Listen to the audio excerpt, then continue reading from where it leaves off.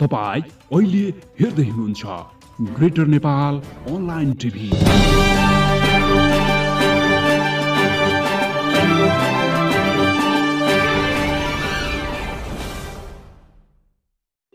नमस्कार तथा हार्दिक स्वागत गर्न चाहन्छु ग्रेटर नेपाल अनलाइन टिभी हेरेर बस्नुभएका तपाईँ सम्पूर्ण साथीहरूमा म विवश बुढाथोकी आजको यो बसाइमा पनि उपस्थित भइसकेको छु। साथीहरू, तपाईँले कहिलेकाहीँ युट्युब तथा अन्य मिडियाहरूमा ग्रेटर नेपाल अथवा विशाल नेपाल भन्ने कुराहरू कहीँ कतै गाईगुई सुनिरहँदाखेरि लाग्न सक्छ यो के हो र यो विशाल नेपाल अथवा ग्रेटर नेपाल भनेको के हो भन्ने मनमा खुल्दुली लाग्नु स्वाभाविक हो र तपाईँलाई लाग्न पनि सक्छ।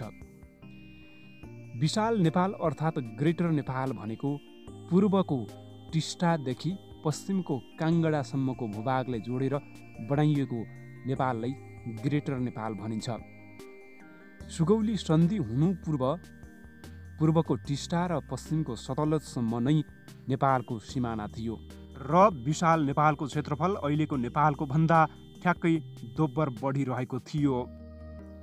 यति ठुलो क्षेत्रमा फैलिएको विशाल नेपालको दुर्गति जब इस्ट इन्डिया कम्पनीले नेपालमा युद्ध घोषणा गर्यो र त्यो युद्धमा नेपालले दुईवटा मोर्चामा सुरु भयो हार्नु पर्यो विशाल नेपालको दुर्गति।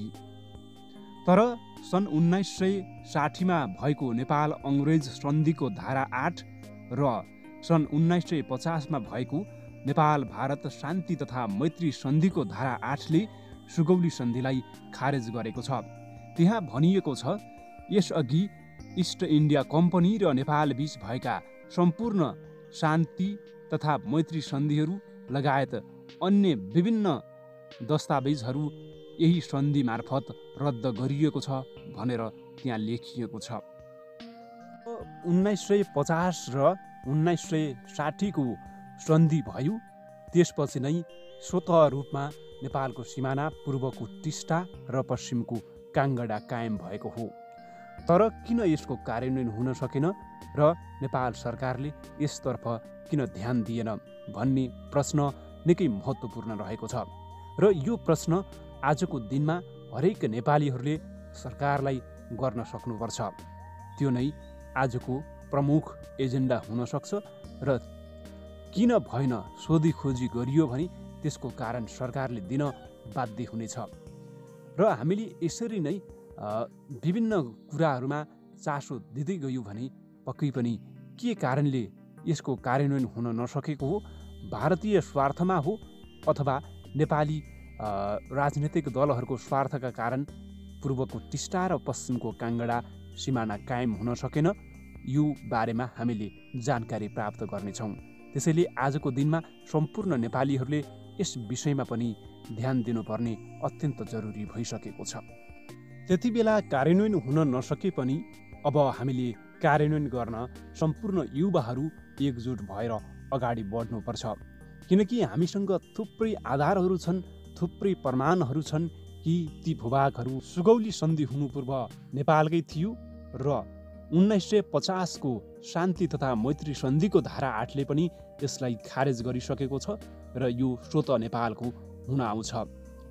र अर्को कुरा, संयुक्त राष्ट्रसङ्घले पनि सन् 1960को दशकभित्र सम्पूर्ण उपनिवेशवादहरू ध्वस्त हुनुपर्छ भनेर भनेको छ र त्यही आधारमा नै भारतले पोर्चुगलको उपनिवेशमा रहेको गोवा फिर्ता लिएको छ भने चाइनाले पनि ब्रिटिसको उपनिवेशमा रहेको हङकङ र मकाउ फिर्ता लिएको छ।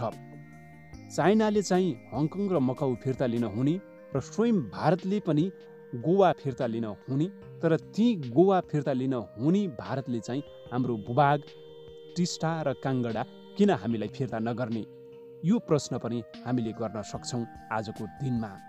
तर एउटा महत्त्वपूर्ण कुरा भनेको चाहिँ हामी विकसित हुन अत्यन्त जरुरी छ। हामी भोलिको दिनमा इन्डिया सरह विकसित भयौँ भने अथवा इन्डिया सरह आर्थिक स्तरमा हाम्रा जनताहरूलाई उकाल्न सक्यौँ भने हामी पनि इन्डिया जस्तै अगाडि बढेर इन्डियाले पोर्चुगलको उपनिवेशमा रहेको गोवा फिर्ता लिए जस्तै हामीले पनि इन्डियाको उपनिवेशमा रहेका टिस्टा र काङ्गडालाई फिर्ता लिन सक्नेछौँ। यसको लागि हामी सम्पूर्ण नेपालीहरू विकासको गतिमा अगाडि बढ्नुपर्छ र हामी शिक्षित पनि हुनुपर्छ। अहिले धेरै जनताहरूको मनमा अथवा धेरै मान्छेहरूको मनमा के प्रश्न रहेको छ भने ग्रेटर नेपाल निर्माण भयो भने हामीलाई के फाइदा हुन्छ, के फाइदाको लागि हामीले ग्रेटर नेपाल निर्माण हुनुपर्छ, निर्माण गर्नुपर्छ भनेर लागिरहेका छौँ त भन्ने प्रश्नहरू उठाइरहेका छन्। पहिलो कुरा त ग्रेटर नेपाल हुनु भनेकै हाम्रो विकास पनि हुनु हो। त्यसैले यो निर्माण हुन अत्यन्त जरुरी छ र ग्रेटर नेपाल निर्माण भइसक्यो भने हाम्रा दुईवटा छिमेकीहरू बढ्नेछन्। एउटा भुटान भयो र अर्को बङ्गलादेश। यी दुईवटा छिमेकी राष्ट्रहरू हाम्रो बन्नेछन्। यी बनिसके भने हामीलाई निकै सहज हुनेछ विभिन्न व्यापारहरू गर्नको लागि। अर्को महत्त्वपूर्ण कुरा भनेको ग्रेटर नेपाल निर्माण भयो भने पूर्वको टिस्टा नदी हाम्रो नेपालको भूभागमा पर्नेछ। टिस्टा नदी बगेर ब्रह्मपुत्र नदी हुँदै सिधै समुद्रमा पुग्छ। त्यसो भएको कारणले गर्दाखेरि हाम्रो समुद्रसँग सिधा सम्पर्क बढ्नेछ र हामीले सम्पूर्ण सामानहरू त्यही टिस्टा नदी मार्फत नेपालमा ल्याउनेछौँ। र अर्को महत्त्वपूर्ण कुरा भनेको के हो भने जुन अहिले सिक्किम, दार्जिलिङ लगायतका विभिन्न क्षेत्रमा बसोबास गर्ने नेपाली मूलका मान्छेहरू छन्, ती जनताहरूले कहिले पनि भारतको केन्द्रीय राजनीतिसम्म अथवा केन्द्रीय सत्तासम्म पुग्न सक्दैनन् र उनीहरूको हैसियत छैन। त्यो कारणले उनीहरू नेपालमा गाभिए भने उनीहरूलाई पनि धेरै फाइदा हुन्छ, किनकि उनीहरू नेपालको केन्द्रीय राजनीति अथवा केन्द्रीय शासन सत्तामा आउन सक्छन् र भोलि उनीहरूको नेतृत्वमा यो देश अगाडि लम्कन सक्छ। त्यसैले उनीहरूले पनि यो कुरामा निकै चलाखीपूर्ण तरिकाले ध्यान दिनुपर्ने देखिन्छ।